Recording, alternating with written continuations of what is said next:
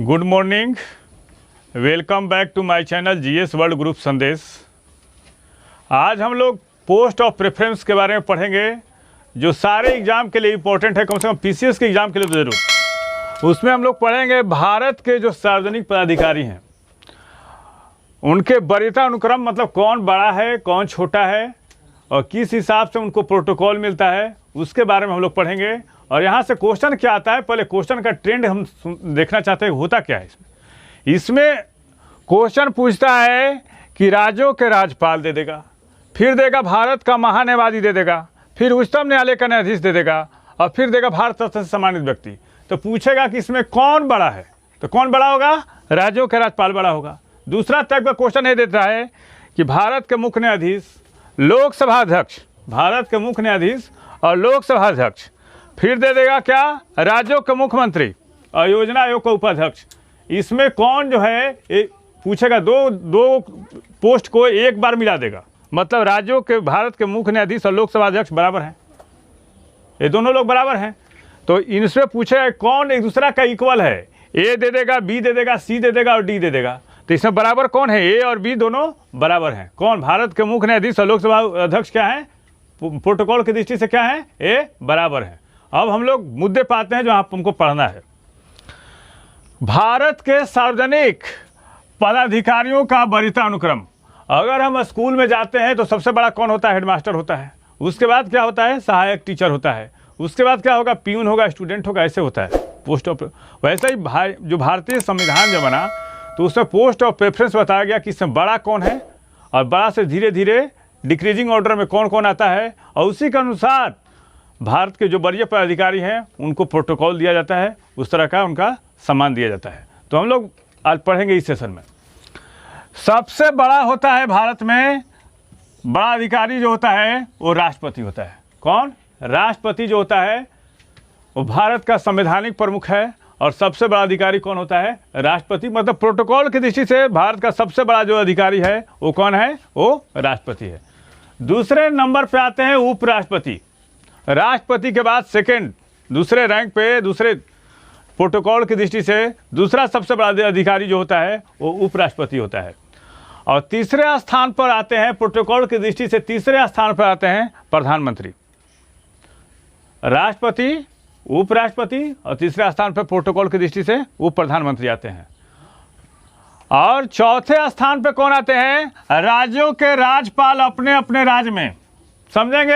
एक क्वेश्चन होता है कि अगर मुख्यमंत्री दूसरे राज्य में जाता है तब, या राज्य के राज्यपाल दूसरे राज्य में जाता है तब उसको प्रोटोकॉल कैसे मिलता है, तो उसके बारे में पढ़ेंगे। चौथे स्थान पर आता है राज्यों के राज्यपाल अपने अपने राज्य में। जब होगा तो क्या होगा? प्रोटोकॉल की दृष्टि से फोर्थ इंपॉर्टेंट व्यक्ति है राज्यपाल होता है इंडियन कॉन्स्टिट्यूशन के अनुसार। फिर आता है भूतपूर्व राष्ट्रपति। भूतपूर्व राष्ट्रपति जो होता है, मतलब जो सेवानिवृत्त हो गए, रिटायर्ड हो गए, वो आते हैं पोस्ट ऑफ प्रेफरेंस के अनुसार। पांचवा महत्वपूर्ण व्यक्ति हैं, पांचवा सबसे बड़े अधिकारी हैं रिटायर होने के पश्चात। कौन? भूतपूर्व राष्ट्रपति। और उसके बाद आते हैं 5 क में ही, ये है उप प्रधानमंत्री। भारत ने अब तक 7 उप प्रधानमंत्री दिया है। कभी कभी उप प्रधानमंत्री लोग बन जाते हैं। लाल कृष्ण आडवाणी के बाद कोई ऐसा व्यक्ति नहीं है जो अभी उप प्रधानमंत्री बना है। तो उप प्रधानमंत्री आते हैं 5 के क में, 5 एक के कंडिका ए में आते हैं पोस्ट ऑफ प्रेफरेंस के अनुसार बड़ा व्यक्ति।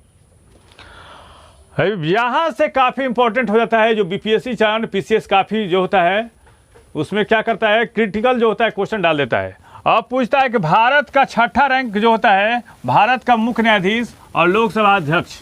अब यहाँ से क्वेश्चन क्या करता है, 4 ऑप्शन दे देगा कि भारत के मुख्य न्यायाधीश, लोकसभा का अध्यक्ष, फिर दे देगा भारत का महान्यायवादी और उच्चतम न्यायालय के न्यायाधीश। सॉरी, उच्चतम न्यायालय के न्यायाधीश को हटा कर रखते हैं। अब रखते हैं किसको? इसमें भारत स्थित विदेशों के असाधारण राजदूत। अब पूछेगा कि इसमें कौन जो है वो पोस्ट ऑफ प्रेफरेंस के अनुसार बराबर है। तो कौन बराबर होगा? भारत का मुख्य न्यायाधीश और लोकसभा अध्यक्ष एक दूसरे के बराबर हैं। मतलब क्वेश्चन ऐसे करेगा कि इनमें से कौन वरीयता क्रम में बराबर है, वरीयता क्रम में क्या है, इक्वल है। तो पहला दे देगा कौन? मुख्य न्यायाधीश सीजीआई। दूसरा दे देगा कौन? लोकसभा अध्यक्ष, लोकसभा अध्यक्ष, ठीक है। उसके बाद दे देगा क्या, उसके बाद दे देगा कौन, अटॉर्नी जनरल, अटॉर्नी जनरल। अब अटॉर्नी जनरल को यहाँ ऑप्शन में इसलिए दे देगा कि अटॉर्नी जनरल की जो योग्यता होनी चाहिए भारत के मुख्य न्यायाधीश बनने की होनी चाहिए। और चौथा दे देगा राजदूत। अब बताइए इसमें, अब बीपीएससी में दे देता है क्वेश्चन, पांचवा ऑप्शन दे देता है। तो पांचवा ऑप्शन में क्या देगा कि इनमें से कौन दो बराबर है, ए और बी दे सकता है, बी और सी दे सकता है। तो इसमें कौन दो इक्वल है, इसमें इक्वल कौन है, ए और बी और ई क्या है, इक्वल है। ये क्वेश्चन डाल सकता है, ऐसे बीपीएससी पूछता है। तो इसमें क्या होगा, भारत के मुख्य न्यायाधीश और लोकसभा अध्यक्ष क्या है, इक्वल रैंक पे है। आगे देखते हैं, केंद्रीय मंत्रिमंडल के मंत्री, मतलब जो केंद्र, तीन तरह का मंत्री होता है, राज्य मंत्री, कैबिनेट मंत्री और उप मंत्री, ठीक है, तीन तरह के मंत्री होते हैं। तो केंद्रीय मंत्रिमंडल के मंत्री राज्यों के मुख्यमंत्री अपने अपने राज्य में, और उपाध्यक्ष योजना आयोग, और राज्यसभा और लोकसभा में विपक्ष का नेता। थोड़ा समझेंगे इसको। अगर लोकसभा और राज्यसभा में विपक्ष का जो नेता होता है, उसका जो होता है वो केंद्रीय मंत्रिमंडल मंत्री जो होता है उसके बराबर का दर्जा हासिल है। किसको, राज्यसभा जो और लोकसभा में जो विपक्ष का नेता होता है उसका जो होता है दर्जा जो होता है वो कैबिनेट मंत्री के बराबर होता है। किसका, कैबिनेट मंत्री के बराबर होता है।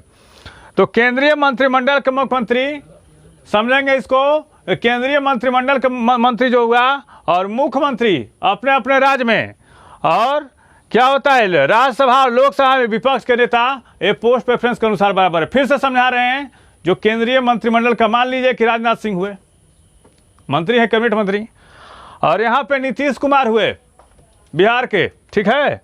और उसके बाद क्या हुआ, राज्यों के मुख्यमंत्री और लोकसभा में विपक्ष का नेता, ये तीनों एक रैंक पे हैं। कौन कौन एक रैंक पे है, अगर राजनाथ सिंह हुए रक्षा मंत्री तब, नीतीश कुमार हुए तब, ठीक है, और राज्यसभा और लोकसभा में विपक्ष के नेता, तीनों एक रैंक पे है। क्या है, तीनों एक रैंक पे है। तो क्या हो गया, ये प्रोटोकॉल की दृष्टि से क्या हुए, बराबर हुए।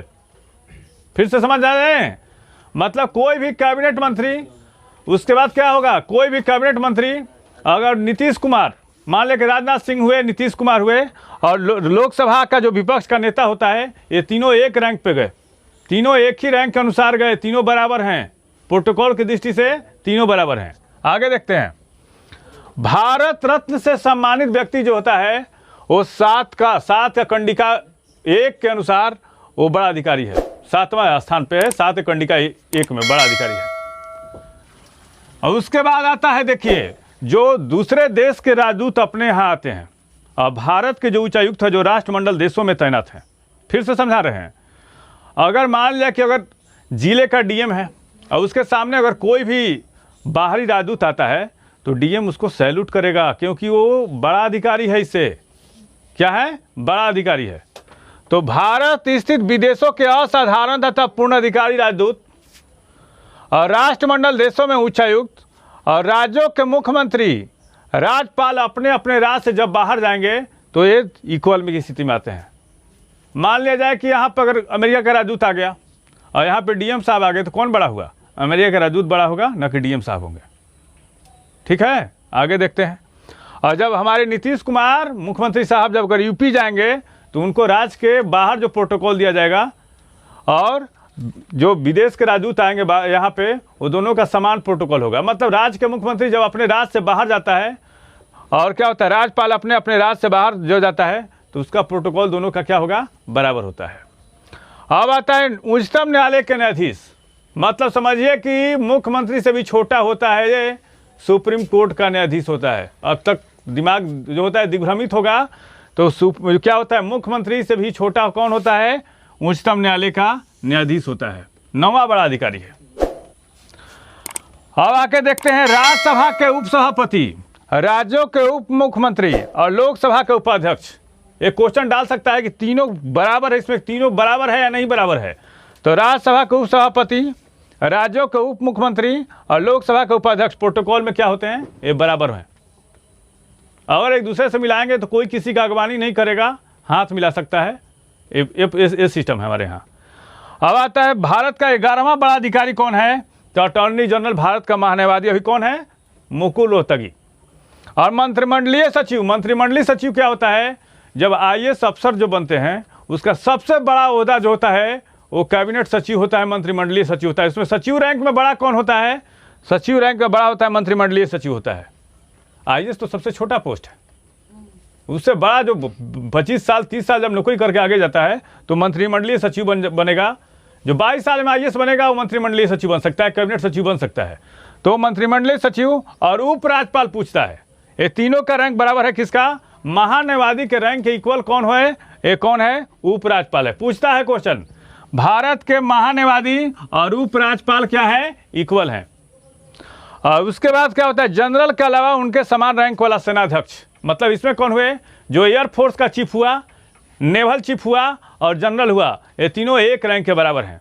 बताइए सेशन कैसा रहा? अगर कहीं कमी हो ज़रूर लिखें। Thank you.